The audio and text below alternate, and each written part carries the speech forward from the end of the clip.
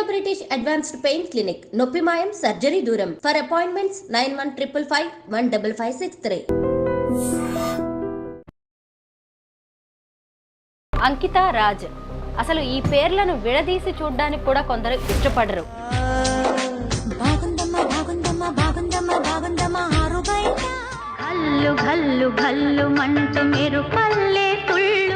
అంకిత రాజ్ పెళ్లి అనేది ఒక న్యూస్ ఎంత అయిందో, ఇప్పుడు వాళ్ళిద్దరూ సెపరేట్ అవ్వడం కూడా పెద్ద డిస్కషన్ అయితే దీని మీద నడుస్తుంది. ఆడమగవాళ్ళు కూడా ఒక డిసిప్లిన్ ఉండదు రిలేషన్షిప్స్లో కదా.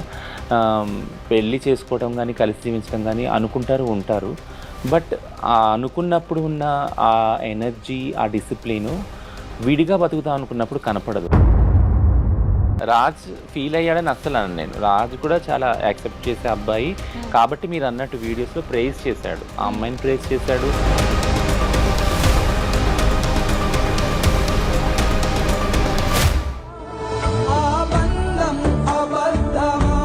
మీ కమ్యూనిటీలో ఇలాంటివి కామన్. పెళ్లి చేసుకోవడం, ప్రేమించడం, మోసం చేసి వదిలేయడం, డబ్బులు తీసుకొని ఎటో వెళ్ళిపోవడం, లేదా ఈ అబ్బాయి మోర్ తీసుకొని వదిలేశాడా, డబ్బులు వాడేసుకొని వదిలేశాడా, ఇలాంటి ఊహాగానాలు నార్మల్గా వస్తాయి.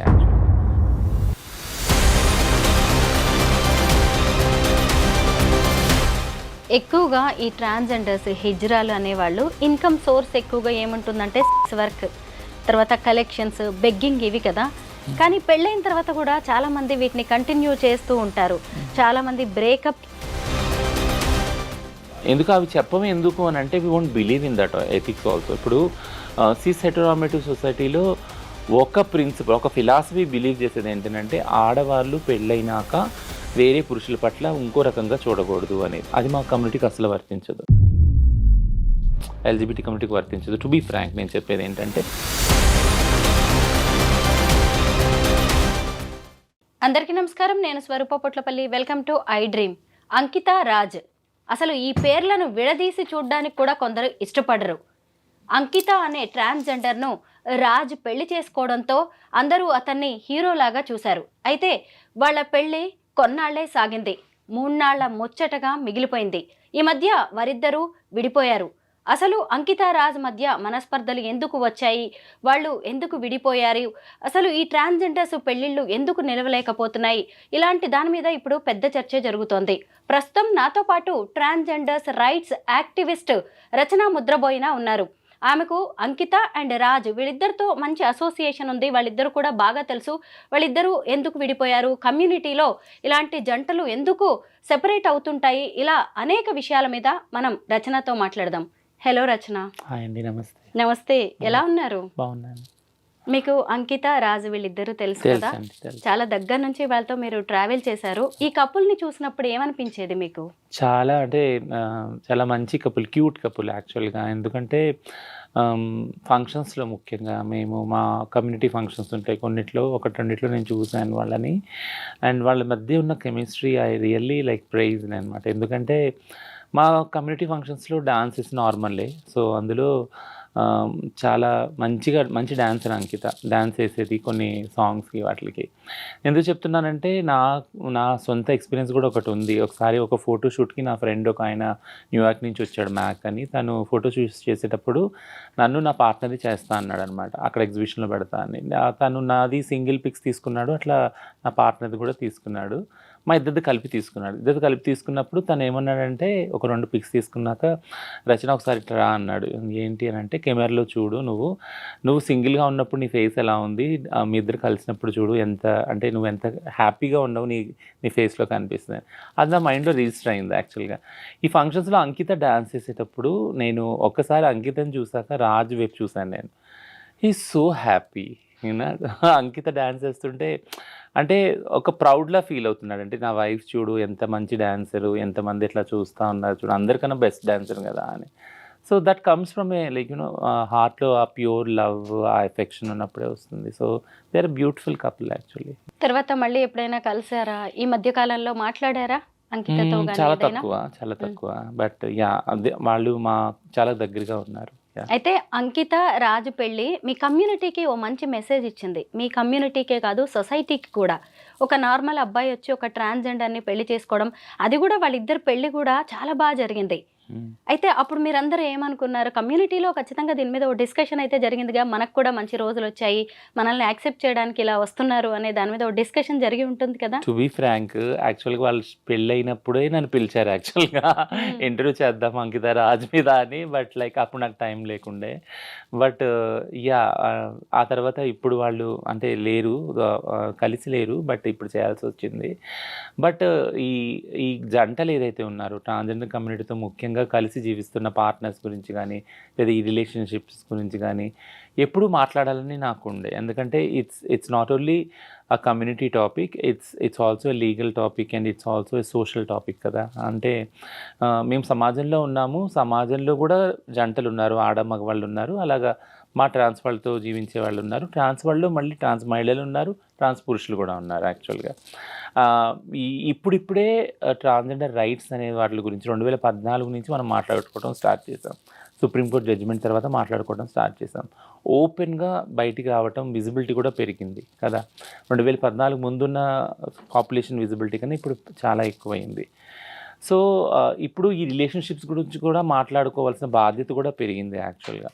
ఇదెందుకంటున్నానంటే సేమ్ సెక్స్ మ్యారేజ్ అదే అంటే మ్యారేజ్ ఈక్వాలిటీ పిటిషన్ ఏదైతే సుప్రీంకోర్టులో వేశారో, అది సుప్రీంకోర్టు కూడా అన్నది ఏంటంటే ఇప్పుడు అప్పుడే ఈ రైట్స్ రావు మీకు అని పక్కన పెట్టడం జరిగింది యాక్చువల్‌గా. అప్పుడు ట్రాన్స్‌జెండర్ యాక్టివిస్టులు అందరూ మేము ఆలోచించింది ఏంటంటే సుప్రీంకోర్టులో ఇది మనం అంటే ఇది ఫెయిల్ కాదు. అంటే వాళ్ళు ఎత్తి చూపిస్తున్నారు సిస్టమ్స్‌లో, సోషల్ సిస్టమ్స్‌లో ఉన్న లోటుపాట్లు మీకు ఇప్పుడు ఇవ్వటానికి ఏం లేదు. బట్ కానీ ప్రిపేర్‌గా లేదు సొసైటీ అనేసి ఇక్కడ హిందూ మ్యారేజ్ చట్టం ఉంది, ముస్లిం మ్యారేజ్ చట్టం ఉంది, క్రిస్టియన్ మ్యారేజ్ చట్టం ఉంది. ఏవింటిని మార్చమంటారు? అంటే మీకంటూ ఒక మ్యారేజ్ రైట్స్ ఇస్తే ఇవన్నీ కూడా డిస్కషన్‌లోకి వచ్చినాయి. అప్పటికి కూడా ఎవరైతే మెయిన్ లీడర్స్ ఉన్నారో లాయర్స్ ఇద్దరు లెస్బియన్ కపుల్స్ అరుంధతి, కర్జు వీళ్ళు వాళ్ళు దే ఆర్ లైక్ వాళ్ళు సుప్రీంకోర్టులో అది లైవ్ టెలికాస్ట్ చేశారు యాక్చువల్‌గా. అప్పుడు ఇట్స్ సో పవర్ఫుల్ వాళ్ళ ఆర్గ్యుమెంట్స్ ఏంటి అంటే వేరే సిస్‌జెండర్ కపుల్ తోటి ఆడ మగవాళ్ళు ఒకవేళ ఫ్యామిలీగా ఫామ్ అయితే వాళ్ళ పిల్లలు ఉంటారు. వాళ్ళకంటూ ఒక సోషల్ సెక్యూరిటీ ఉంటుంది. వాళ్ళు ఇల్లు రెంట్‌కి ఇస్తారు వాళ్ళకి ఈజీగా.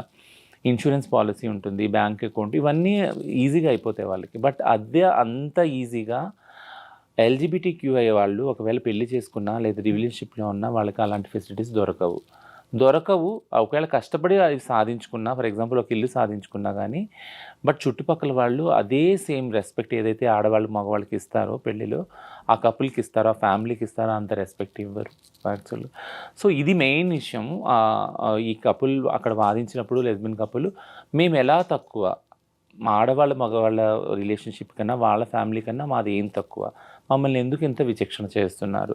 మాకెందుకు వేరే ఫెసిలిటీస్ కల్పించట్లేదు? ఇల్లు గానీ, లేదా ఇన్సూరెన్స్ గానీ, బ్యాంక్ అకౌంట్ ఇలాంటివన్నీ ఎందుకు కల్పించట్లేదు? దీనివల్ల ఎంతో న్యూనతా భావానికి, ఇన్ఫీరియారిటీ కాంప్లెక్స్‌కి గురవుతున్నాము. ఇది మా మెంటల్ హెల్త్‌ని చాలా పాడు చేస్తుంది కాబట్టి చాలామంది సూసైడ్‌లు కూడా అవుతున్నారు. జంటలు కలిసి ఉందామని వస్తున్నారు, విడిపోతున్నారు సోషల్ ప్రెషర్ వల్ల, తర్వాత సూసైడల్ అవుతున్నారు. సో, ఇవన్నీ కూడా అంకిత రాజ్ జర్నీ చూసినప్పుడు వాళ్ళు రిలేషన్‌షిప్‌కి వెళ్ళటము, వాళ్ళు కలిసి ఉండటం, ఒక ఇల్లు తీసుకోవటము, పెళ్లి చేసుకోవటం బ్రహ్మాండంగా ఈ సోషల్ మీడియాలో వి ఆల్ ఫెల్ట్ ప్రౌడ్. ఎందుకంటే ముఖ్యంగా 2, 3 క్రైసిస్‌లో కూడా ఐ హ్యావ్ బీన్ విత్ అంకిత. ఒక ఇష్యూ క్రైసిస్ అయినప్పుడు ట్రాన్స్ ఉమెన్‌కి she was into the police station. ఇప్పుడు నేను ఆన్‌లైన్‌లో ఆమెని గైడ్ చేస్తున్నాను. ఇక్కడికి వెళ్ళు ఈ పోలీస్ ఆఫీస్‌లో కాదు. I praise that girl so like I felt so అంటే చాలా నేను గ్రేట్‌గా ఫీల్ అయ్యాను. ఏంటంటే she has so much power to fight. అంటే ఒక ట్రాన్స్ ఉమెన్‌కి అంత కాన్ఫిడెన్స్ వచ్చింది, అంత ఫైట్ చేయగలుగుతుంది అనంటే ఎన్నో ఇంగ్రీడియెంట్స్ ఉన్నాయి. అంటే ఎంతో బ్యాక్ పుషప్ ఉందనమాట. ఇప్పుడు మనం అంటాం కదా! ప్రతి ఒక్క సక్సెస్‌ఫుల్ మగాడి వెనక ఒక సక్సెస్‌ఫుల్ ఆడది ఉంటదని. ఖచ్చితంగా అప్పుడు నాకు అనిపించింది అంకిత వెనక రాజు ఉన్నాడని. అప్పుడు అందుకే తను కాన్ఫిడెంట్‌గా వచ్చి తన కమ్యూనిటీ కోసం కొట్లాడటానికి ముందొచ్చి పోలీస్ స్టేషన్‌లో 30, 40 మందిని తన వెంట పెట్టుకొని వెళ్ళి ధైర్యంగా మాట్లాడి అప్పటికప్పుడు యూట్యూబ్ వీడియో చేసి పెట్టింది యాక్చువల్‌గా. ఇన్‌స్టాలో లైవ్ వెళ్ళింది. I felt so proud. ఇట్లాంటి వాళ్ళు కదా కమ్యూనిటీలో ముందుకు రావాలి, రైట్స్ గురించి కొట్లాడాలి అనేసి నన్ను చాలా ఇంప్రెస్ అయ్యాను యాక్చువల్‌గా. అప్పుడు నేను మాట్లాడినప్పుడు కూడా చాలా ఇంప్రెస్ అయ్యాను. సో, థింగ్ ఏంటంటే if you are happy as a person, happiness అనేది ఎక్కడొస్తుంది అంటే యాక్సెప్టెన్స్ నుంచి వస్తుంది. అంకిత, రాజ్ మధ్య ఒక ప్రేమ రిలేషన్షిప్ ఏదైతే ఉందో అది ఇది ఈక్వల్ యాక్సెప్టెన్స్ నుంచి వచ్చింది, బ్యాక్గ్రౌండ్ నుంచి.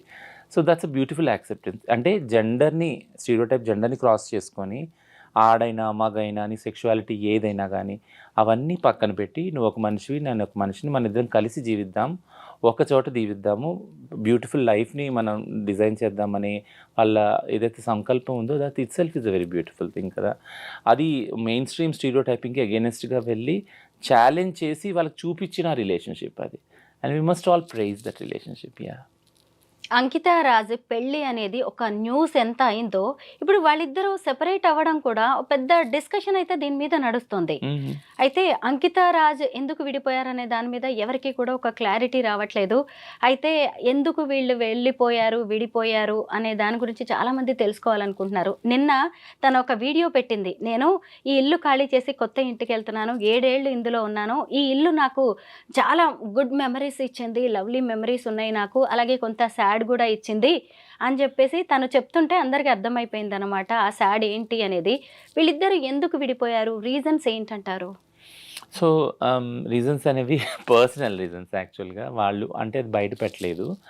బట్ ఈ రిలేషన్షిప్ వాళ్ళు అంటే బ్రేకప్ అనను, అంత పెద్ద మాట కూడా వాడను. బట్ వాళ్ళు వేరువేరుగా జీవించాలి అనుకుని నిర్ణయం తీసుకున్నప్పుడు అంకిత వీడియో చేసి పెట్టింది ఇన్స్టాలో. And I have all respect to this women because ఎందుకంటే నేను ఎప్పుడు చెప్తాను ఇంటర్వ్యూస్లో, ఆడమగవాళ్ళు కూడా ఒక డిసిప్లిన్ ఉండదు రిలేషన్షిప్స్లో కదా. పెళ్ళి చేసుకోవడం కానీ కలిసి జీవించడం కానీ అనుకుంటారు, ఉంటారు. బట్ ఆ అనుకున్నప్పుడు ఉన్న ఆ ఎనర్జీ, ఆ డిసిప్లిను విడిగా బతుకుతాం అనుకున్నప్పుడు కనపడదు యాక్చువల్గా, ఆ ఇంట్రెస్ట్ కూడా కదా. బట్ ఉండాలి. సో ఈ టర్మ్స్ తోటి మన ఇద్దరం కలిసి జీవిద్దాము, ఒకవేళ టర్మ్స్ వర్కౌట్ అవ్వకపోతే మీరు మీ దారిలో, నేను నా దారిలో వెళ్ళిపోయి మనం హ్యాపీగా జీవించవచ్చు. ఇద్దరు ఆలోచనలు కలవట్లేదు కాబట్టి, మనోభావాలు కలవట్లేదు కాబట్టి. సో ఆ అండర్స్టాండింగ్ ఈ కపుల్లో కనపడింది యాక్చువల్గా. వేడిగా జీవిద్దాం అనుకొని ఆమె చేసి, లేదు నేను విడిగా జీవించాలనుకుంటాను, తను విడిగా జీవించాలనుకుంటాను. అండ్ ఈ అబ్బాయి కూడా చాలా రెస్పెక్ట్గా పెట్టాడు. నేను అంటే మేము కలిసి ఉండట్లేదు ప్రస్తుతానికి, బట్ ఫ్యూచర్లో ఛాన్సెస్ ఉందేమో కలవటానికి, అది మాత్రం నేను ఓపెన్గా ఉంచుతున్నానని. ఎంత బ్రాడర్ పర్స్పెక్టివ్ వెళ్ళదు కదా. I praise clearly both of them. అంటే ఆ విజ్ఞతని మీరు చూపించగలిగారంటే, ఏదైతే మీరు సమాజానికి మీ పెళ్లి ద్వారా మీ living relationship let it be a short span అయినా కానీ చూపించారు ఒక పద్ధతిని. వేరుగా జీవించడంలో కూడా ఆ డిసిప్లిన్ని I really praise both of them. So ఆ పర్సనల్ రీజన్కి వెళ్తే వాళ్ళిద్దరికీ తెలుసు ఆ స్పేస్ కూడా మనది కాదు కాబట్టి దాన్ని ఆక్యుపై చేయొద్దు, వాళ్ళకే వదిలేద్దాం అది. సో ఇలాగా ఒక అండర్స్టాండింగ్తో విడిపోవడం అనుకున్న వేరుగా జీవించాలని వాళ్ళు అనుకున్నారు. ఆ రోజు నుంచి జీవిస్తూ ఉన్నారు. సో మీరు ఇప్పుడు అన్నట్టు అంటే నాకు తెలిసిన అబ్జర్వేషన్ ప్రకారం ఎప్పుడైతే విడిగా జీవిస్తున్నారో అంకిత తన ట్రాన్సిషన్స్ వీడియోస్ పెడుతుంది. ఆ అబ్బాయి కూడా బాధపడిన కొన్ని వీడియోస్ పెట్టాడు. ఈ అమ్మాయి మళ్ళీ ఇల్లు ఖాళీ చేసిన వీడియోస్ ఇవన్నీ పెట్టింది. సో ఇదంతా ఏంటి అంటే, ఏ రిలేషన్షిప్లో ఉన్నా వాళ్ళు ఏదైతే వాళ్ళ పాస్ట్ ఇవి ఉన్నాయి, మెమరీస్ ఉన్నాయి, స్వీట్ మెమరీస్, అవన్నీ రీవిజిట్ అవుతారు. అనుకోకుండా కూడా అది ఆ ప్లేస్కి వెళ్ళినా వాళ్ళ తాలూకు సంబంధించిన బట్టలు, ఆ హోటల్స్, ఆ ప్రదేశాలు ఏదైనా కానీ ఆ జ్ఞాపకాలను తీసుకొస్తుంది. కాబట్టి ఇట్స్ అ కామన్. సో కలవటం, కలిసి జీవించడం ఎంత కష్టమో విడిపోవడం కూడా అంతే కష్టం యాక్చువల్గా. మనం ఎవరిని డిఫైన్ చేయము. వెంటనే వెళ్ళి సాడ్ స్టేటస్లు ఇవన్నీ పెట్టేసుకొని ఇవన్నీ చేస్తారు చాలామంది యాక్చువల్గా. బట్ వీళ్ళు అంతే డిసిప్లిన్ తోటి కలిసి వేరువేరుగా జీవిస్తున్నారు. బట్ నాకు అనిపిస్తుంది స్ట్రాంగ్గా ఐ బిలీవ్ లైక్ ఫ్యూచర్లో ఛాన్స్ లేదన్న అబ్బాయి ఏదైతే అన్నాడో అది I think it gives some hope. Like అంటే ఫ్యూచర్లో కలవచ్చేమో అన్న హోప్, కలిస్తే బాగుండని కూడా నేను పర్సనల్గా అనుకుంటున్నాను యాక్చువల్గా. రచన, నేను అంకిత అండ్ రాజ్ వీళ్ళిద్దరు కలిసి ఇచ్చిన ఇంటర్వ్యూస్ చాలా చూశాను. ఏవి చూసినా నాకు రాజ్ చాలా మెచ్యూర్డ్గా లవ్లీ బాయ్ అన్నట్టుగా అనిపించేది, తను బ్రాడ్ మైండెడ్ అని కూడా. అయితే ఆయన అంకితను పెళ్లి చేసుకునేటప్పుడు కూడా వాళ్ళ ఫ్యామిలీ వద్దనే ఉంటుంది. అయితే ఈ తర్వాత కొద్ది రోజుల రిలేషన్ తర్వాత ఇదే సొసైటీ, ఇదే ఫ్యామిలీ మళ్ళీ అతన్ని ఫోర్స్ చేసి ఉంటుందా, ఆయన ఇన్ఫ్లుయెన్స్ అయ్యి ఉంటాడంటాడా? ఇది కూడా ఒక కారణం కావచ్చు కదా. బట్ నేను అదర్ వే అనుకుంటున్నాను యాక్చువల్గా. టు బి సర్ప్రైజ్ ఏమనుకుంటున్నానంటే, తనుని ఫోర్స్ చేశారా లేదా అంకిత రియలైజ్ అయిందేమో అనుకుంటున్నాను. ఇప్పుడుకొచ్చి అంకిత నుంచి ఎట్లాంటి నెగిటివ్ ఫీడ్‌బ్యాక్ ఆ అబ్బాయి గురించి రాలేదు. ఈవెన్ ఆ అబ్బాయి నుంచి కూడా రాలేదు ఆ అమ్మాయి గురించి. బట్ ఈ జర్నీలో అంకిత కనిపించిందేమో అంటే ఆహ్, నాతో ఎంత సేఫ్‌గా రాజు ఫ్యూచర్ ఉంటుంది, లైఫ్ ఉంటుంది. ఎందుకంటే ఒక ట్రాన్స్ ఉమెన్‌తో జర్నీ అనేది itself is a very toughest thing. నార్మల్‌గా ఒక పవర్‌ఫుల్ విమెన్ తోటి ఒక man journey it's always a toughest journey కదా! యెస్. ఆడవాళ్ళు ఎవరైతే పవర్‌ఫుల్, స్ట్రాంగ్ పొజిషన్‌లో ఉంటారో, who will stand for there ethics and there abilities and skills, వాళ్ళతో ఉండే మగవాళ్ళు ఆటోమేటిక్‌గా కొద్దిగా ఇన్‌సెక్యూరిటీ, ఇన్ఫీరియర్ ఫీల్ అవుతారు కదా! So Raj yeah! అదే ఇన్ఫీరియారిటీ యాహ్! వచ్చిందంటారా రాజ్ ఫీల్ అయ్యాడని రాజ్‌కి? నేను అనను. రాజ్ ఫీల్ అయ్యాడని అస్సలు అనను నేను. రాజ్ కూడా చాలా యాక్సెప్ట్ చేసే అబ్బాయి. హ్మ్. కాబట్టి మీరన్నట్టు వీడియోస్‌లో ప్రైజ్ చేశాడు. ఆ హ్మ్. అమ్మాయిని ప్రైజ్ చేశాడు. ఆ రిలేషన్‌షిప్‌ని మెచ్యూర్‌గా ప్రెజెంట్ చేశాడు మీడియా ముందు. సో, రాజ్ ఇన్‌సెక్యూర్ ఫీల్ అయ్యాడని నేను ఎప్పుడు అనను. పిరికివాడని అస్సలు అనను నేను. బట్ థింగ్ ఏంటంటే అంకిత ఆలోచించుండొచ్చు. ఫ్యూచర్ ఈ రిలేషన్‌షిప్ వల్ల రాజ్ ఫ్యూచర్ ఎఫెక్ట్ అవుద్దేమోనని. అంటే కొంచెం జర్నీ అయినాక కొన్ని క్వెషన్స్ వస్తాయి ఆ రిలేషన్‌షిప్. ముఖ్యంగా ట్రాన్స్, సిస్, హెటెరోనార్మేటివ్ రిలేషన్‌షిప్ ఎప్పుడైతే ఉంటుందో వాళ్ళ మధ్య ఒక ఛాలెంజ్ ఏదొస్తుందంటే పిల్లలు పుట్టరు కదా వీళ్ళకి. పిల్లలు పుట్టినప్పుడు ఆహ్, ఎవరు కేర్ టేకర్ ఉంటారు ముసలి వయసు వచ్చాక ఈ రిలేషన్‌షిప్‌లో. ఇది ఎల్‌జిబిటీ కపుల్స్‌లో ఎప్పుడూ ఉండే ఛాలెంజ్ ఒకటి క్వెషన్ మార్క్ యాక్చువల్లీ. ఈ క్వెషన్‌కి ఆన్సర్ దొరకదు యాక్చువల్‌గా. ఎందుకంటే మామూలు సిస్‌జెండర్ కపుల్‌లో కూడా పిల్లలు లేని వాళ్ళని ఎవరు చూస్తారు? ఎవరు చూడరు. పిల్లలు ఉన్నోళ్ళు కూడా ఆ పిల్లలు చూస్తారని నమ్మకం కూడా లేదు కదా మనకి. సారీ. సో, అదే విధంగా ఎల్‌జిబిటీ కపుల్స్ అయితే పిల్లలే లేరు. అడాప్ట్ చేసుకోవాలి మహా అయితే. అడాప్ట్ చేసుకున్న వాళ్ళు కూడా చూస్తారా లేదా? సో, ఇదంతా కూడా ఉంది. సో, ఆ సెక్యూరిటీ ఏదైతే ఉందో ఆ రిలేషన్‌షిప్‌లో సేఫ్టీ ఫీల్ అవ్వనప్పుడు, ఒకళ్ళ గురించి ఒకళ్ళు అమితంగా ప్రేమించుకున్నప్పుడు, అంటే ఇప్పుడు నా తర్వాత ఎవరు చూస్తాను నేను? ఫర్ ఎగ్జాంపుల్ మా అమ్మ ఉండేది. మా అమ్మ ఎప్పుడూ ఒక బాధపడేది ఏంటనంటే, నా కొడుకు అదే ఇలా ట్రాన్స్‌గా మారాడు.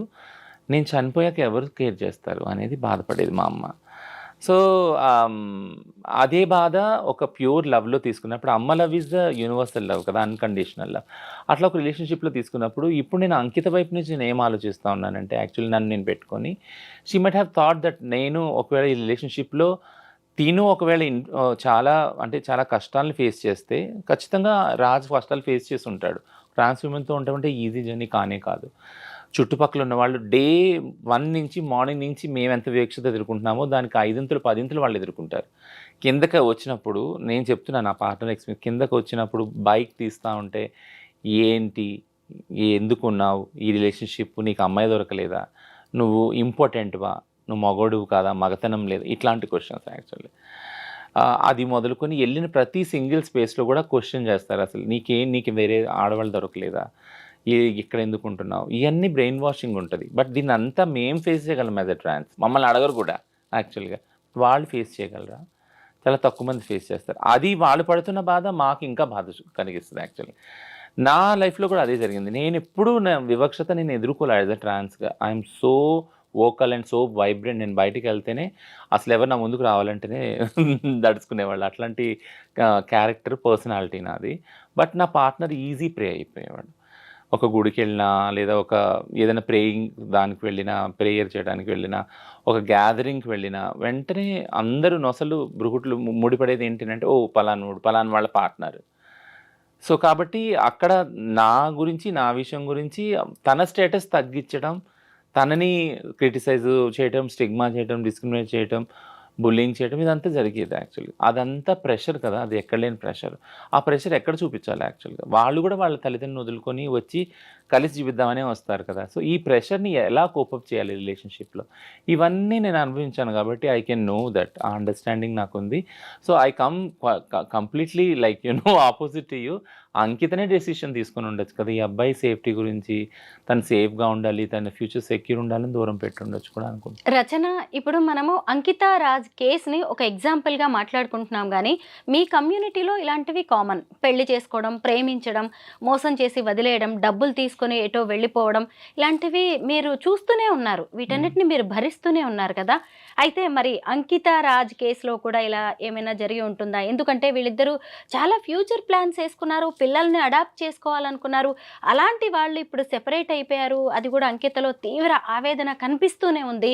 అంటే మామూలుగా అమ్మాయి అందంగా ఉంది, బావుంది కాబట్టే ఆమెను గూడా మోజు తీర్చుకొని ఎంజాయ్ చేసి వదిలేశాడు లాంటివి కూడా కొన్ని కామెంట్స్ వినిపిస్తున్నాయి. ఇలాంటిది ఏమైనా జరిగి ఉంటుందా? We should not be judgemental on that. ఎందుకంటే అంటే దీన్నొక తప్పుగా, దీన్నొక అంటే ఒక విక్టిమ్ మోడ్లో ఇద్దరిని చూడటము, అంటే ఆ అబ్బాయి చేత మోసగించబడిందా, లేదా ఆ అబ్బాయి మోసపోయాడా ఈమె చేతిలో, ఆ జడ్జ్మెంట్స్కి మనం వెళ్ళకూడదు యాక్చువల్గా. ఎందుకంటే ఇది కామన్ జడ్జ్మెంట్ వస్తుంది మనకి, ఈ క్రిటిసిజం వస్తుంది యాక్చువల్గా. సిస్ హెటెరోనార్మటివ్ రిలేషన్షిప్స్లో ఇది ఉంది ఆల్రెడీ కదా. ఒకళ్ళు బాధ పెట్టినప్పుడు ఒకళ్ళు కోర్టుకి వెళ్ళడము, పంచాయతీలు తీర్చుకోవడము, కమ్యూనిటీస్లో డైవర్స్ తీసుకోవడము, పిల్లల్ని ఏం చేయాలనుకోవడం, ఇదంతా కూడా ఉన్నది యాక్చువల్గా. సో ఈ థాట్ ఈజీగానే వస్తుంది మనకి, ఎవరు ఏం చేశారు, దానివల్ల వెళ్ళిపోయారా, డబ్బులు ఉన్నాయా, లేకుంటే వేరే రిలేషన్షిప్స్ ఏమైనా ఉన్నాయా ఇద్దరికి, ఇవన్నీ కూడా అనుమానాలు వస్తాయి యాక్చువల్. అన్లెస్ అంటే దే క్లారిఫై. ఎందుకంటే ఎంతో విజ్ఞతతోటి వాళ్ళు విడిపోయారు. విడిపోవడం అంటే వేరుగా జీవిస్తారన్నారు. మాటి నేను చెప్తున్నా, విడిపోయారని నేను అనను యాక్చువల్గా. వేరువేరుగా జీవించాలని నిర్ణయం తీసుకున్నారు, విజ్ఞతతోటి వాళ్ళు ఉంటున్నారు కూడా. సో వాళ్ళ మధ్య మనం ఈ ఊహాగానాలు చేయొద్దు, అంటే డబ్బు వల్లనో మోజు వల్లనో ఇదైందని. ఎందుకు చేయొద్దు అంటున్నానంటే, నార్మల్గానే ప్రతిదీ ఎల్జీబీటీక్యూ రిలేషన్షిప్స్లో ఉన్నది ఎప్పుడైతే పబ్లిక్ ముందుకు వస్తుందో ఆ రిలేషన్షిప్, వాళ్ళకి ప్రైవేట్ లైఫ్ లేదు, చాలా తక్కువ ఉంది. వాళ్ళ ప్రైవేట్ లైఫ్ అంతా పబ్లిక్లో ఉంది, యూట్యూబ్లో ఉంది యాక్చువల్ కదా. వాళ్ళ ఇల్లు కానీ, వాళ్ళు పెళ్లి చేసుకుంది కానీ, వాళ్ళ డైలీ లైఫ్ కానీ, ఇదంతా కూడా ఇంటర్వ్యూస్లో ఉంది, పబ్లిక్గా ఉంది. సో పబ్లిక్గా ఉన్నప్పుడు పబ్లిక్ ఏం చేస్తారంటే అదే బైనరీలో ఆలోచిస్తారు. ఆడమగవాళ్ళ రిలేషన్షిప్స్లోనే ఈమె తప్పు చేసిందా, ఈయన తప్పు చేశాడా, ఈయన తప్పు వల్ల వదిలేసిందా ఈమె, లేదా ఈమె తప్పు చేయడం వల్ల ఎక్కడో ట్రాన్స్ఫర్ అందరూ చేస్తారు కదా, బయట సెక్స్ చేస్తుంటుంది, ఇట్లాంటివన్నీ ఊహాగానాలు ఉంటాయి. లేదా ఈ అబ్బాయి మోజు తీసుకొని వదిలేశాడా, డబ్బులు వాడేసుకొని వదిలేశాడా, ఇవన్నీ ఇలాంటి ఊహాగానాలు నార్మల్గా వస్తాయి యాక్చువల్గా. బట్ నేను ఎప్పుడూ చెప్పేది ఏంటంటే అన్ని ఇంటర్వ్యూస్లో ఎల్జీబీటీక్యూ రిలేషన్షిప్స్, పార్ట్నర్షిప్ ఏదైతే ఉందో, కలిసి జీవించడం కానీ, పెళ్ళి కానీ, ఇది డిఫరెంట్ రిలేషన్షిప్. సిస్ రిలేషన్షిప్లా కాదు ఇది యాక్చువల్. ఎందుకంటే సిస్ రిలేషన్షిప్స్కి దగ్గర రావడానికి, ఫర్ ఎగ్జాంపుల్ పెళ్ళి అనుకుందాం, పెళ్ళిలో అసలు ఇద్దరి సమ్మతం ఉందా, లేదు కదా, పెద్దలు నిర్ణయిస్తారు. ఆ అబ్బాయి ఎవరో ఆ అమ్మాయికి తెలియదు, అమ్మాయి ఎవరో అబ్బాయికి తెలియదు. అక్కడ పెళ్లి నుంచి వాళ్ళ రిలేషన్షిప్ స్టార్ట్ అవుతుంది, ఒకళ్ళొకళ్ళు తీసుకుంటాం. కానీ మా రిలేషన్షిప్ అలా కాదు కదా. మేము ఒకళ్ళొకళ్ళు అబ్జర్వ్ చేసుకుంటాం, ఒక జర్నీ చేస్తాం యాక్చువల్గా. అప్పుడు నిర్ణయించుకుంటాం మనం కలిసి జీవించాలా, పెళ్లి చేసుకోవాలా అని. సో దిస్ స్టార్టింగ్ పాయింట్ చాలా డిఫరెంట్ ఉంది, దాన్ని చూడండి. అప్పుడు ఒక అండర్స్టాండింగ్ అవుతుంది. ఇది ఫస్ట్ మెట్టు. సెకండ్ మెట్టు ఏంటంటే రిస్క్. ఇప్పుడు నేను ఈ అబ్బాయి నాతో ఉంటున్నాడు, ఈ అబ్బాయితో ఉండటం వల్ల నేను నా ఫ్రీడమ్ని కోల్పోతాను యాక్చువల్గా. నాకు చాలా బాయ్ ఫ్రెండ్స్ ఉండొచ్చు, లేదా నేను సెక్స్ వర్క్లో ఉండొచ్చు ప్రొఫెషన్గా కదా, వీటిలన్నిటిని నేను ఫోర్గో అవ్వాలి, ఆ సాక్రిఫైస్ నేను చేయాలి. ఎందుకంటే నేను ఒక వైఫ్ని అవుతున్నాను ఇప్పుడు అబ్బాయికి కాబట్టి అనే అండర్స్టాండింగ్కి అమ్మాయి రావాలి. ఆ అబ్బాయి కూడా నాకు ఒక రిలేషన్షిప్, ఫ్రెండ్ సర్కిల్ ఉంది, నా ఇంటోళ్ళు ఉన్నారు, వాళ్ళ ఖాందాన్ ఉంది, కాస్ట్ ఉంది, క్లాస్ ఉంది, ఇవన్నీ వదులుకొని ఈ ప్రేమ నాకు వాల్యుబుల్ అనేసి అమ్మాయితో కలిసి జీవించడానికి వస్తాడు అబ్బాయి కదా, అవన్నీ వదులుకొని వస్తాడు. ఆ అబ్బాయి కూడా ఆలోచించి ఉంటాడు, I have to forgo all this కదా, నేను అన్ని వదులుకొని ఈ ప్రేమ నాకు ముఖ్యము, ఇది నాకు చాలా ఇంపార్టెంట్ అనేసి వస్తాడు, డెసిషన్ తీసుకున్నాడు. సో ఈ డెసిషను ఒక్క నైట్లో, ఒక్క స్పాట్లో, ఒక్క స్పార్క్లో అయింది కాదు కదా. It is an understanding between two individuals who are coming from different backgrounds and taking risk అనేది అందులో ఉంది యాక్చువల్గా.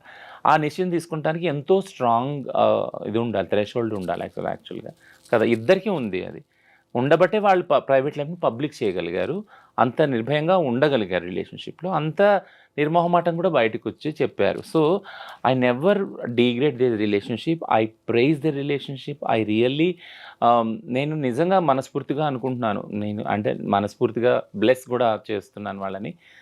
There love will be forever, like though they are not living together, అది నేను అనుకుంటున్నాను. యా, ఎక్కువగా ఈ ట్రాన్స్జెండర్స్, హిజ్రాలు అనేవాళ్ళు ఇన్కమ్ సోర్స్ ఎక్కువగా ఏముంటుందంటే సెక్స్ వర్క్, తర్వాత కలెక్షన్స్, బెగ్గింగ్, ఇవి కదా. కానీ పెళ్ళైన తర్వాత కూడా చాలా మంది వీటిని కంటిన్యూ చేస్తూ ఉంటారు. చాలా మంది బ్రేకప్కి కూడా ఇదే రీజన్ అని కూడా తెలుస్తూ ఉంది. మరి ఎవరికైనా పెళ్ళవుతున్నప్పుడు మీ కమ్యూనిటీలో మీరు కౌన్సిలింగ్ చేస్తారా? పెళ్ళవుతుంది, సొసైటీ, హస్బెండ్ ఇలాంటివి యాక్సెప్ట్ చెయ్యరు, మనం ఈ సెక్స్ వర్క్ కానీ, బెగ్గింగ్, కలెక్షన్ లాంటివి మీరు ఆపేయాలని కౌన్సిలింగ్ ఇవ్వడం కానీ, ఇలాంటి కొన్ని కేసెస్ని బట్టి చేస్తూ ఉంటారా మీరు ఇలాంటివి ఏమైనా? అలా కౌన్సిలింగ్ ఎప్పుడు చేయమంటే మీరు ఇవి మానుకోవాలి, మీరు ఇలా ఉండాలి, ఆ అబ్బాయికి రిస్క్ ఉందని ఆ అబ్బాయిని ఇట్లా ఎప్పుడు చేయము. నేను ఇందాక చెప్పినట్టు ఈ అండర్స్టాండింగ్ ఉండే చేసుకుంటా. ఫర్ ఎగ్జాంపుల్ ఒక ట్రాన్స్ ఉమెన్ ఉంది, ఆమె సెక్స్ వర్క్లో ఉంది యాక్చువల్గా. ఒక అబ్బాయి అప్రోచ్ అవుతున్నాడు ఆ అమ్మాయిని, కలిసి జీవించాలి అనుకున్నప్పుడు ఆ అబ్బాయికి కూడా తెలుసు ఆ అమ్మాయి సెక్స్ వర్క్లో ఉందని. బయటికి వెళ్తుంది ఫలానా టైంకి, క్లయింట్స్ అటెండ్ చేస్తుంది వస్తుంది అనేసి. బట్ స్టిల్ ఆ అబ్బాయి అనుకుంటున్నాడు స్ట్రాంగ్గా అమ్మాయితో ఉండాలి అని. దట్స్ అన్ అండర్స్టాండింగ్ కదా. అంటే అక్కడ ఒక అండర్స్టాండింగ్ ఉంది ఇద్దరి మధ్య. ఆ అమ్మాయి విజిబుల్గా లేదు అని కాదు కదా, అమ్మాయి చెప్తుంది కూడా ఆమె సెక్స్ వర్కర్, ఆమె ట్రాన్స్ అని. ఓపెన్ అండ్ అవుట్ అది కదా, అక్కడ దాచింది ఏది లేదు కదా. So in spite of that and her profession, he accepted that. Like నువ్వు నాకు ముఖ్యం, నువ్వు ఏ ప్రొఫెషన్ చేస్తున్నావు, ఎలా చేస్తున్నావు అనేది నాకు అనవసరం, నీ దగ్గర ఆ ప్రేమ దొరికింది. సో ప్రతి ఒక్క వ్యక్తి కూడా, ఇది ట్రాన్స్ విషయం పక్కన పెడితే, ప్రతి ఒక్క వ్యక్తి కూడా ప్రేమను ఎక్కడ వెతుక్కుంటాడు, ఏదైతే పోగొట్టుకుంటారో వాళ్ళ చిన్నదనంలో అలాంటి ప్రేమను వెతుక్కుంటారు జీవితాంతం. టు బి సైకలాజీ అదే చెప్తుంది. ఏంటి అంటే, ఎవరన్నా మీరు ఎవరి పట్లన్నా ఆకర్షితులు అవుతున్నారంటే, అంటే నీ చిన్నతనంలో ఏదైతే పోగొట్టుకున్నారో అలాంటి వాళ్ళ దగ్గరికి నువ్వు మళ్ళీ వెళ్తున్నావు, వెళ్ళి అక్కడ ప్రేమను పొందాలని ట్రై చేస్తున్నావు. అది ఫెయిల్ కావచ్చు, సక్సెస్ కావచ్చు, తర్వాత విషయం. సో మెయిన్ ఈ రిలేషన్షిప్స్లో అది ఉంది, అండర్స్టాండింగ్ ఉంది. సో ఏం చెప్తాము అంటే, నువ్వు ఈ పని మానుకోవాలి, సెక్స్ వర్క్ భిక్షాటన మానుకోవాలి, ఆయన నీ భర్తగా ఉంటాడు, ఆయన సేవ చేసుకోవాలి. సో ఇదంతా అసలు ఏం చెప్పము. బట్ ఒకటేం చెప్తామంటే, ఆ అబ్బాయికి నీకు ఈ అండర్స్టాండింగ్ ఉందా, నువ్వు ఓపెన్గా అండ్ అవుట్ చెప్పావా, ఆ అబ్బాయిని కూడా అడుగుతావు, నువ్వు ఓపెన్గా నీకు తెలిసే అమ్మాయి ఏం చేస్తుందో, ఈ అమ్మాయి ట్రాన్స్ అని. మ్యాక్సిమం కౌన్సిలింగ్ ఫెసిలిటీస్ అయితే లేవు. బట్ ఎవరైనా మా దగ్గరికి వచ్చే కేసులు కౌన్సిలింగ్కి ఏమొస్తాయంటే, బ్రేకప్ అయ్యే ఉంటాయి కదా కొన్ని పాసిబిలిటీస్, సూయిసైడల్ థాట్స్ వస్తాయి, చాలా తనావు ఉంటుంది ఆ రిలేషన్షిప్లో. ఆ అబ్బాయి కొడుతున్నాడు సంథింగ్ ఏదో, ఈ అమ్మాయి సంథింగ్ ఏదో అవుతుంది, ఇదన్నీ ఉన్నప్పుడు ఇద్దరు వచ్చినప్పుడు అప్పుడు సపరేట్గా కౌన్సిలింగ్ చేస్తాం, ఇద్దరు కూర్చోబెట్టి ఒకసారి కౌన్సిలింగ్ చేస్తాం అన్నమాట. కౌన్సిలింగ్లో ఏం జరుగుతుంది అని అంటే, మీరు ఎలా స్టార్ట్ చేశారు ఈ జర్నీ, అప్పుడు ఏం ఒప్పందం ఉంది మీ ఇద్దరి మధ్య కలిసి ఉండటానికి, ఇప్పుడు అది ఎందుకు చెడుతుంది, యాక్చువల్గా ఎక్కడ ప్రాబ్లం వస్తుంది ఈ జర్నీలో అనేది ఇద్దరికీ క్లియర్గా అండర్స్టాండ్ అయ్యేలా చెప్తామన్నమాట. But we never go to the stereotyping ethics ఏవైతే ఉన్నాయో, అంటే ఎందుకు అవి చెప్పమే ఎందుకు అని అంటే, we won't believe in that ethics also. ఇప్పుడు సిస్ హెటెరోనార్మేటివ్ సొసైటీలో ఒక ప్రిన్సిపల్, ఒక ఫిలాసఫీ బిలీవ్ చేసేది ఏంటంటే, ఆడవాళ్ళు పెళ్ళైనాక వేరే పురుషుల పట్ల ఇంకో రకంగా చూడకూడదు అనేది. అది మా కమ్యూనిటీకి అసలు వర్తించదు, ఎల్జిబిటీ కమ్యూనిటీకి వర్తించదు. టు బీ ఫ్రాంక్ నేను చెప్పేది ఏంటంటే, వర్తించదు అని అంటున్నాను అంటే, అని ఫాలో ఎందుకు అవ్వరు అని మీరు నన్ను అడగొద్దు. బట్ ఫాలో అవుతారు, అది ఇష్టం ఉన్నవాళ్ళు ఖచ్చితంగా. ఫర్ ఎగ్జాంపుల్ కొంతమంది ఎసెక్షువల్ కూడా ఉన్నారు మా దానిలో కదా, వాళ్ళకి అసలు సెక్సే లేదు, అట్లాంటప్పుడు రిలేషన్షిప్లో కూడా ఉన్నారు అలాంటి వాళ్ళు, partnership relation. So it's a very different phenomenon యాక్చువల్గా ఎల్జిబిటీ రిలేషన్షిప్స్ అర్థం చేసుకోవటం. ఇప్పుడు మళ్ళీ నేను ఇష్యూకి వస్తాను. ఏంటంటే, ఒకవేళ మీరు సిస్ హెటెరోనార్మేటివ్ దానిలో పెళ్ళిలో ఒకవేళ ఆడవారికి చెప్తా ఉంటే, అమ్మ నువ్వు ఇప్పటి వరకు అయిపోయింది వేరు, ఇప్పటి నుంచి నీ భర్త నీకు సర్వస్వం, ఇలా ఉండాలి అలా ఉండాలని. కానీ అదే ఆ పిల్లగాడికి చెప్తారా, మీరు అంటే మీ భార్యతోనే ఉండాలా, వేరే అమ్మాయిని చూడకూడదు, వేరే అమ్మాయితో మాట్లాడకూడదు, వేరే అమ్మాయితోటి నైట్ అవుట్స్ చేయకూడదు, వాళ్ళని సినిమాలు తీసుకెళ్ళకూడదు, షికారు, ఇది చెప్పరు కదా. ఎందుకంటే సొసైటీ ఆల్రెడీ వాళ్ళకి ఆ టికెట్ ఇచ్చేసింది, ఫ్రీ టికెట్. మగవాళ్ళకి ఏంటంటే, నువ్వు పెళ్ళైనా కానీ నువ్వు మగాడివి, పెళ్ళి కాకపోయినా మగాడివి, ఎక్కడున్నా మగాడివి, ఏ రిలేషన్షిప్లో ఉన్నా మగాడివి, and you have every single freedom. Like మీరు ఎలా అన్నా ఉండొచ్చు, ఎలా అన్నా రిలేషన్షిప్లో వెళ్ళొచ్చు. ఆ డిస్రెస్పెక్ట్ అనేది వాళ్ళకి పెంపకంలోనే తీసుకొచ్చేసాం కదా. సో జెండర్ బేస్డ్ వైలెన్స్లో ఇదే చెప్తాం మనం. ఏంటంటే, నువ్వు ఆడమక్తి అనంత మాత్రాన నువ్వు నీ స్వతంత్రాన్ని, సమానత్వాన్ని కోల్పోవాల్సిన అవసరం లేదు. ఒకవేళ దాన్ని డిస్టర్బ్ చేస్తుంటే ఏ రిలేషన్షిప్ అయినా, you have to fight for that. You have to stand to the equal ideals and equal freedom with in the relationships అని నేర్పిస్తాం కదా. సో అందుకే నేను ఎప్పుడు ఏం చెప్తానంటే, మీరు అడిగిన ప్రశ్న రాంగ్ ఎందుకు అన్నాను అంటే, ఎల్జిబిటీ రిలేషన్షిప్స్లో మేము అలా చూడము. ఒకవేళ ఆ అబ్బాయి బయట రిలేషన్షిప్స్లో ఏది వెళ్ళినా, ఈ అమ్మాయి వెళ్ళి చెప్పినా, ఆ అండర్స్టాండింగ్ ఇద్దరికి ఉంటుంది ఆ కమ్యూనిటీలో. అది తెలుసుకొని దగ్గరికి వస్తారు. ఇది కాక వేరే ఇష్యూస్ ఏవో ఉంటాయి కాబట్టి వాళ్ళ మధ్య కలహాలు అవుతాయి. It can be anything. Me community rules and guide lines ఎలా ఉంటాయో మాకు, అంటే సొసైటీకి తెలియదు కాబట్టి మీలాంటి వాళ్ళ ద్వారా తెలియజెప్దామనే ప్రయత్నం మాది. మీకు తెలుసు ఆ విషయం. అయితే రచన, ఇంకొకటి ఏంటంటే, ఎక్కడ కూడా అంకిత రాజ్ విడిపోయినట్టుగా లీగల్గా డివోర్స్ తీసుకున్నట్టుగా అయితే లేదు. కానీ వీళ్ళు పెళ్లి చేసుకునేటప్పుడు అందరినీ పిలిచే చక్కగా పెళ్లి చేసుకున్నారు. ఎంత హ్యాపీ లైఫ్ లీడ్ చేశారో మనం అందరం చూసాము. అయితే ఇప్పుడు వీళ్ళు మ్యూచువల్గా దూరమైనట్టుగా కనిపిస్తోంది. అంటే మీ కమ్యూనిటీ మధ్య ఏమైనా జరుగుతుందా? మీడియేషన్ చేస్తారా? అంటే ఎవరైనా ఇలా కపుల్ వెళ్ళిపోవాలి అన్నప్పుడు రిలేషన్ నుంచి ఏ కమ్యూనిటీ అయినా మీడియేషన్ అనే దానికి వస్తేనే చేస్తాం అనమాట. సో మేము కల్పించుకొని మీడియేషన్ చేసేది ఏముండదు. ఇందులో ఎవరు మీడియేషన్ కోసం రాలేదు. అంకిత రాలేదు, రాజ్ కూడా రాలేదు. యాక్చువల్గా నేను అదే ఇంతకుముందు చెప్తున్నాను కదా, ఎంత ఎంత ఇదిగా వాళ్ళు కలిసి జీవించాలని నిర్ణయం తీసుకున్నారో, ఎంత ఓపెన్ అండ్ పబ్లిక్గా అందరిని పిలిచి పెళ్లి చేసుకున్నారో, అంతే విజ్ఞతతోటి ఇద్దరు వేరువేరుగా జీవించాలని నిర్ణయం తీసుకున్నారు. So it's a very like peaceful process. The whole process is like రచన, నేను మిమ్మల్ని నేను ఇంటర్వ్యూకి పిలవాలి అనుకున్నప్పుడు ఒక వీడియో షేర్ చేశాను. నేను ఈ మధ్య నేను డాక్టర్ లక్ష్మీ కట్ట అని సీనియర్ అడ్వకేట్ని ఇంటర్వ్యూ చేశాను. నేను ఆమె తన ఎల్ఆర్ ఫౌండేషన్ ద్వారా చాలామంది ఇలాగ ట్రాన్స్జెండర్స్కి, ట్రాన్స్ విమెన్, ట్రాన్స్ మెన్కి హెల్ప్ చేస్తున్నారు లీగల్గా. ఆవిడ ఇంటర్వ్యూ చేసినప్పుడు సడన్గా అంకిత టాపిక్ వచ్చింది. నేను చేసిన ఆ ఇంటర్వ్యూ బాగా వైరల్ అయింది. అయితే ఒక ఇంటర్వ్యూ కింద వచ్చిన కామెంట్స్ నేను ఇప్పుడు చదువుతాను రచన, ఎందుకంటే దానికి మీరు కొంచెం ఆన్సర్ చేస్తే బాగుంటుందేమో అనిపించింది. ఈ కామెంట్స్ అనేవి సొసైటీ వేస్తున్న ప్రశ్నలు. దీనికి మీరు చెప్తే బాగుంటుంది. కొన్ని మాత్రమే కామెంట్స్ నేను చదువుతాను. అవంతిక అనే వాళ్ళు ఇక్కడ కామెంట్ చేశారు, హిజ్రాని చేసుకుని జీవితాంతం కలుసున్న మగవాళ్ళు ఎవరూ లేరు. మీకు ప్రేమ ఉంటే ఓ స్నేహితుడిగా, అన్నగా ఉండండి. ఎందుకు ప్రేమ పెళ్లి అంటూ హిజ్రాలను చేసుకోవడం? పాపం ఆ రాజు తల్లిదండ్రులు ఎంతగా బాధ, క్షోభ అనుభవించి ఉంటారు కొడుకు చేసిన పనికి. ఈ సమాజంలో ప్రకృతికి విరుద్ధంగా చేసే ఏదైనా ఎక్కువ కాలం నిలవదు.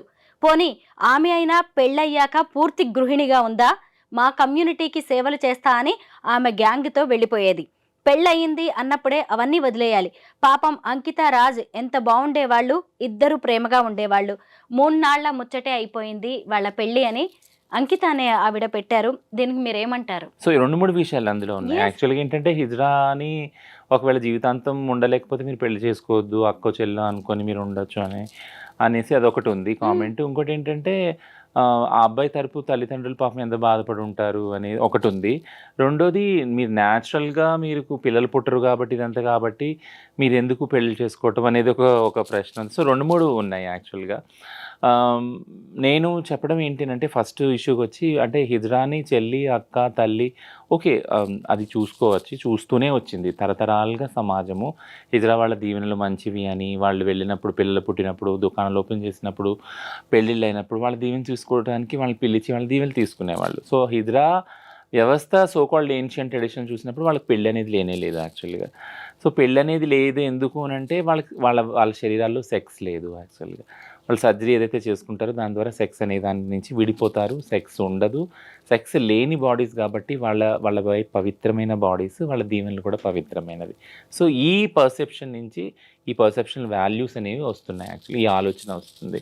వాళ్ళు అంటే అక్క చెల్లిగా ఉండొచ్చు, తల్లిగా ఉండొచ్చు, పెళ్లి చేసుకోకూడదు.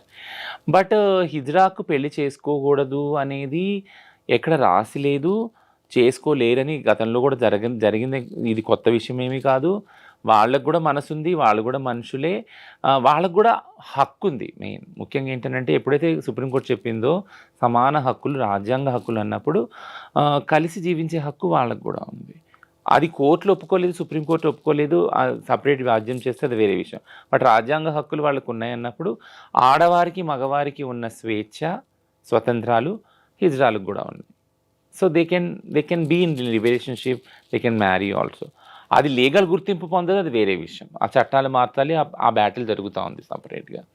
రెండో విషయం వచ్చి, అంటే సో ఒకవేళ కలిసి ఉన్నప్పుడు లేదా పెళ్లి చేసుకున్నప్పుడు ఖచ్చితంగా పార్ట్నర్ అని అంటారు, భార్య భర్తలనే అంటారు వాళ్ళని. కాబట్టి ఆ రిలేషన్షిప్ ఆటోమేటిక్గా అలానే ఐడెంటిఫై అవుతుంది.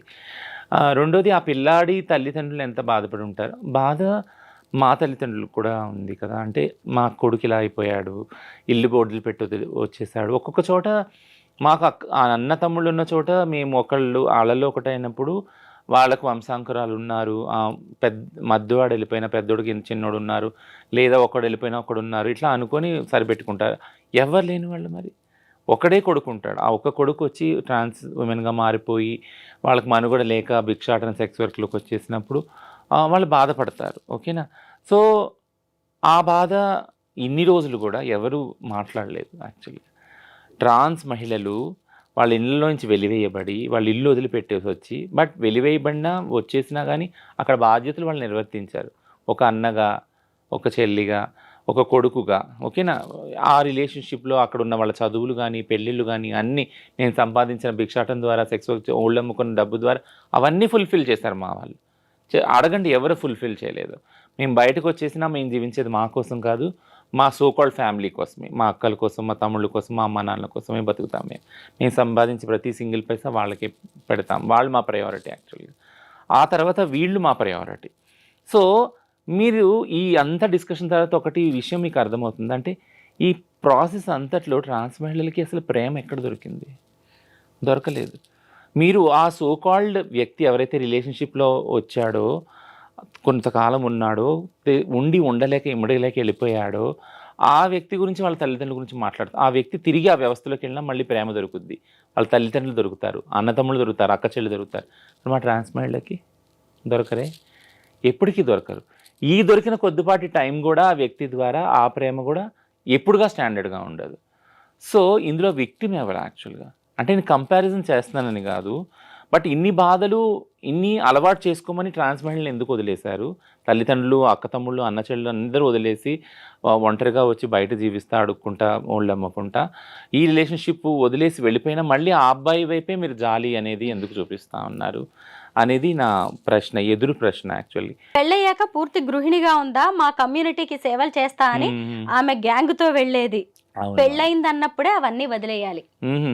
సో పెళ్ళి, ఇప్పుడు నేను ఇంతకుముందు చెప్పాను ఒక ప్రశ్నకి సమాధానంగా, నేను ఒక క్రైసిస్ డీల్ చేసేటప్పుడు అంకిత పోలీస్ స్టేషన్లో ఉండి లైవ్ వెళ్ళింది యాక్చువల్గా.